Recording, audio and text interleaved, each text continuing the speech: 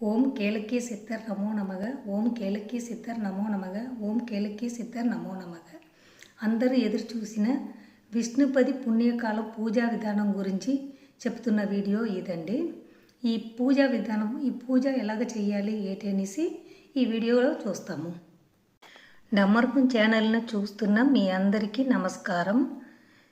ఒక 2 సంవత్సరాల క్రితం వరకు ఈ విష్ణుపది పుణ్యకాలం పుణ్యకాలని పూజించడానికి తక్కువ మంది మాత్రమే వెళ్తారండి గుడికి. కానీ ఇప్పుడు అందరూ వెళ్తున్నారు. అడ్డమైన విష్ణుపది పుణ్యకాల పూజ గురించి ఈ వీడియోలో చూస్తాము రండి. ఈ ఆరాధన గురించి సద్గురు వెంకటరమణ సిద్ధులు చెప్పారండి. నేను ఈ పూజ ఫస్ట్ ప్రయత్నించానండి. ఈ పూజ ఎలాగ చేయాలి ఏంటని కనుక్కొని ఈ పూజ ప్రయత్నించాను. నాకు మంచి ఫలితాలు పొందాయండి. కాబట్టి నేను ఈ విషయం అందరికీ చెప్పాలని అనుకున్నాను. దానికి ముందే ఈ వీడియో చేస్తున్నాను. ఓకే, ఇది చెయ్యడం వల్ల ఏటి లాభము అనేసి అనుకుంటే, మీకు వ్యాపారాల లాభము, వ్యాపార అభివృద్ధి, కార్యసిద్ధి, చదువుల గురించి, పిల్లల చదువుల గురించి కానీ, మీ చదువుల గురించి కానీ, ఉద్యోగాలు గురించి కానీ, లేదు మనకు వచ్చిన ఆదాయం ఇన్కమ్ గురించి కానీ, ఇలాంటి అన్ని కార్యాల్లో విజయం సాధించడానికి కానీ, ఇవన్నిటి కోసము ఈ పూజ గురించి మనం చేసుకోవచ్చండి. లేదు ఇంకా చాలా కష్టాలు ఉంటాయి కదండి, బయటికి చెప్పలేని కష్టాలు కూడా ఉంటాయి. అలాంటివి కూడా ఈ పూజన మనం చేసుకోవచ్చండి. ఈ పూజ మీ జాతకంలో దశాబుద్ధులు మంచివి లేదు, బాగలేదు, జాతకము చాలా చెడ్డ ఫలితాలు ఉన్న జాతకంగా ఉంది, లేకపోతే దరిద్రంగా అయిన జాతకం ఉంది అని కూడా చెప్తారు కదండి. అలాంటి వాళ్ళు కూడా ఈ పూజలు చేసుకుంటే మీకు ఆ విష్ణుమూర్తి మంచి మీ కోరిన కోరికలు ఇచ్చేసి మీకు మంచి ఫలితాలు ఇవ్వడానికి సిద్ధపడతారండి. దాని గురించే ఈ పూజలు ఎక్కువ చేస్తారు. అన్ని దేశాల్లో, మన ఇండియాలో అన్ని ప్రాంతాలను ఇది చేస్తున్నారు. అటువంటి పూజల గురించి ఇప్పుడు చెప్తాము. ఓకేనా? అది ఎలాగ చెయ్యాలి ఏంటి చెప్తాను, వినండి. అందరూ నా ఛానల్ని సబ్స్క్రైబ్ చేయండి, షేర్ చేయండి, లైక్ చేయండి. అందరూ చూస్తున్నారు కానీ ఎవరు షేర్ చేయలేదు, సబ్స్క్రైబ్ చేయలేదు, లైక్ చేయలేదు, చూసి వెళ్ళిపోతున్నారు. ప్లీజ్ అండి, అందరూ నా ఛానల్ని సబ్స్క్రైబ్ చేస్తే మాత్రమే నేను ఇంకా ఎక్కువ వీడియోలు చేయగలుగుతాను. ఇది ఎప్పుడు వస్తుంది, ఏ టైం చెయ్యాలి, ఏ మంత్ చెయ్యాలి అన్న ఇది గురించి నేను ఇప్పుడు చెప్తాను. సూర్యుడు మన జాతకంలో 12 రాశిగా డివైడ్ చేస్తారు కదండి. అందులో సూర్యుడు ఎప్పుడు వృషభ రాశికి, ఎప్పుడు సింహరాశికి, ఎప్పుడు వృశ్చిక రాశికి, ఎప్పుడు కుంభరాశికి వస్తారో, సూర్యుని సంక్రమణ అవుతారో ఆ టైము మొదటి రోజు మనము ఈ పూజ చెయ్యాలండి. అది ఏంటి, మన తెలుగులో ఏంటి అంటారంట, వృషభ సంక్రమం, సింహ సంక్రమం, అలాగే వృషభ సంక్రమం, కుంభ సంక్రమం అంటారు. ఇప్పుడు మకర రాశిలో మకర సంక్రమణనే మనము సంక్రాంతిగా మొక్కుకుంటున్నాము. సేమ్ అలాగే కుంభరాశికి వెళ్ళినప్పుడు అయితే నెక్స్ట్ మంత్ వెళ్తారండి. ఆ టైము కుంభ సంక్రమం అంటారు.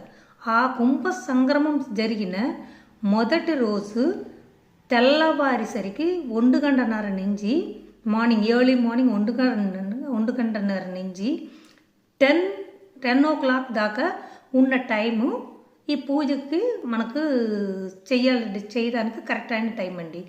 ఆ టైము మనం ఏంటి చెయ్యాలంటే, ఆ టైంలో ఏ టైం అయినా మీరు తీసుకోండి, పర్వాలేదు. ఆ టైం మనం విష్ణుమూర్తి గుడికి వెళ్ళి ఈ పూజ అన్నది చెయ్యాలి.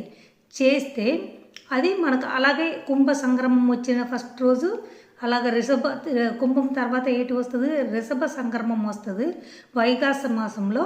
అలాగే మనకు సింహ సంక్రమం వస్తుంది, అది శ్రావణ మాసంలో వస్తుంది. అలాగే కార్తీక మాసంలో వస్తుంది మనకు వృశ్చిక సంక్రమం వస్తుందండి. అలాగే 4 మాసాలు, సంవత్సరానికి 4 రోజులు, 4 మాసాల్లో వచ్చిన 4 రోజులు ఫస్ట్ సంక్రమం ఎప్పుడు అవుతారో ఆ టైంలో చెప్తారండి. ఈ పూజ చేసుకోవడానికి కరెక్ట్ అయిన సమయం ఆ టైంలో. అటువంటి టైంలో మనము విష్ణుమూర్తి గుడికి వెళ్ళి ఈ పూజ చేసుకుంటే మనకు విష్ణుమూర్తి మన జాతకం ప్రకారం కానీ మన రాత ప్రకారం కానీ ఎటువంటి నష్టం జరగాలని ఉంటే కూడా అతన్ని నివర్తించి మన కోరిన కోరికలు ఎటువంటి కోరికలైనా ఆ కోరికలను నెరవేరుస్తారు. సరే, ఆ పూజ ఏ రోజు చెయ్యాలి తెలుసుకున్నాము. ఇప్పుడు ఆ పూజ ఎలాగ చెయ్యాలి, దానికి ఏటేటి కావాలి అలాంటివి ఇప్పుడు చెప్తాను. ఈ పూజ అనేది మీరు చేసుకుంటే 12 మాసాలుగా ఏకాదశి తిథి వస్తుంది కదండి. ఆ ఏకాదశి తిథికి ఉపవాసం ఉండి పూజ చేసుకుంటారు చూడండి. అలాగ ఒక సంవత్సరం పాటు మీరు చేసిన ఏకాదశి తిథి ఫలితాలు ఈ ఒక్క విష్ణుపది పుణ్యకాలం రోజు మీరు గుడికి వెళ్ళి మొక్కితే ఫలితాలు మీకు వచ్చేస్తుందండి. అటువంటి పూజ ఇది. అది ఎలాగ చెయ్యాలంటే మీరు ఆ రోజు ఏ రోజు కుంభ సంక్రమం వచ్చిన రోజు, అది ఏ రోజు అనేసి నేను చెప్తాను.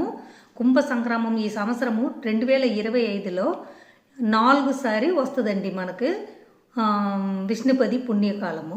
అది ఏ రోజు అంట, కుంభ సంక్రమం రోజు ఫస్ట్ రోజు, తర్వాత రిషభ సంక్రమం రోజు, తర్వాత వృక్షక సంక్రమం రోజు, తర్వాత సింహ సంక్రమం రోజు, తర్వాత వృశ్చిక సంక్రమం రోజు వస్తుందండి.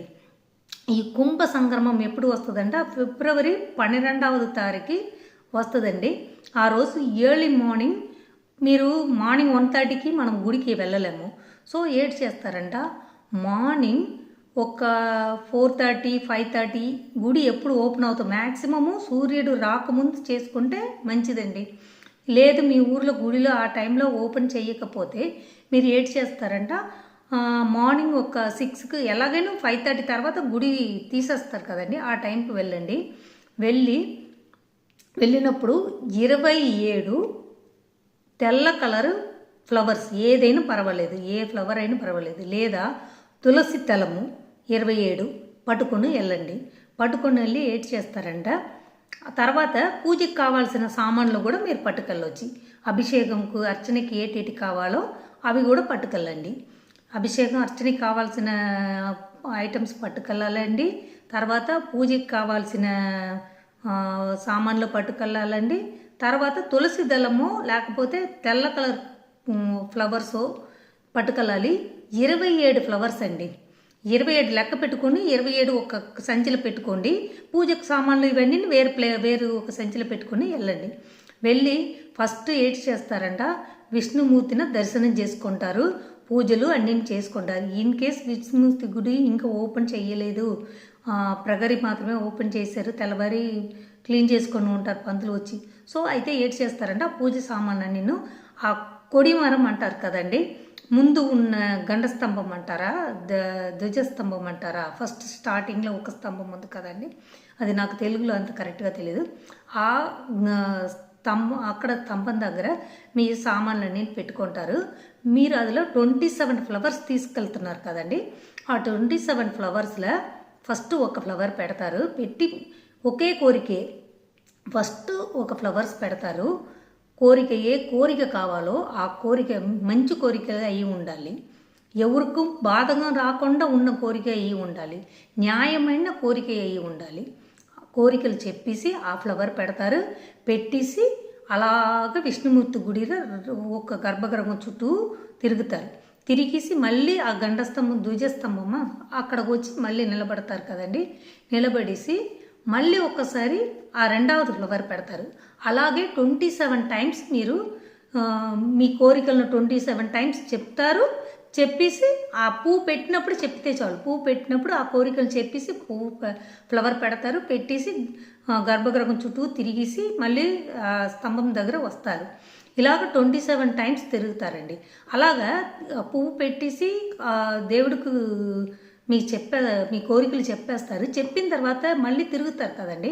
అప్పుడు మీరు ఏటి చెయ్యాలంట, విష్ణు సహస్రనామం కానీ, లేదు ఓం నమో వెంకటేశాయ నమగ, లేకపోతే ఓం నమో విష్ణుమూర్తియే నమగ, ఇలాగ ఏది కావాలో మీరు విష్ణుమూర్తి గాయత్రి మంత్రం కానీ ఏది కావాలో మీరు చెప్పుకొని అలాగ తిరగండి. మళ్ళీ ఆ స్తంభం దగ్గర వచ్చినప్పుడు మళ్ళీ ఫ్లవర్ పెట్టేసి మీ కోరికలు చెప్పండి. మళ్ళీ అలాగ విష్ణుమూర్తి నామాలు చెప్పుకొని తిరగండి. ఇలాగ చెప్పుకొనే తిరిగి 27 టైమ్స్ తిరిగేసిన తర్వాత వచ్చి దేవుడిని దర్శనం చేసుకుని మళ్ళీ మీ పూజ సామాన్లన్నీ పట్టుకొచ్చారు కదండి, అదన్నీ పట్టుకొని గుడిలోనికి వెళ్ళి పూజలు అర్చన అభిషేకం చేసుకొని ఇంటికి వచ్చేయండి. ఇలాగ మీరు 4 సంవత్సరంలో 4 సారి వస్తుందండి ఈ విష్ణుమూర్తి పుణ్యకాలం అనేది. ఆ సంవత్సరం 4 రోజులు వస్తున్న ఈ విష్ణుమూర్తి పుణ్యకాలం టైంలో ఈ పూజలు చేసుకొని వచ్చారంట, ఫస్ట్ నెలలే మీకు మంచి రిజల్ట్ కనబడతాయండి. రెండవసారి మీరు చేయడానికి వెళ్ళినప్పుడు ఇంకా మంచి ఫలితాలు మీరు కనపడుతుంది మీకు. థర్డ్ టైం అలాగ 4 టైమ్స్ ఇది చేసేసి అయిపోయినప్పుడు మళ్ళీ కుంభ సంక్రమం వస్తుంది కదండి. అది లోపుకి మీరు అనుకున్నారో ఆ కోరికలు నెరవేరి ఉంటాయి గ్యారెంటీగా. అందుకు న్యాయమైన కోరికలు ఏది ఉంటేను, మీరు ఎన్ని కష్టాల్లో ఉంటేను మిమ్మల్ని కట్టెంకించడానికి విష్ణుపతి పుణ్యకాలం ఈ పూజన తప్పకుండా చెయ్యండి. ఇది చాలామంది చేస్తున్నారండి.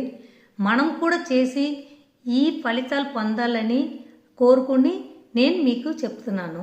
నా ఛానల్ని సబ్స్క్రైబ్ చేయండి, నా ఛానల్ని షేర్ చేయండి, లైక్ చేయండి. మీకు ఈ విషయం నచ్చినట్టయితే మా ఛానల్ని లైక్ చేయండి. అందరికీ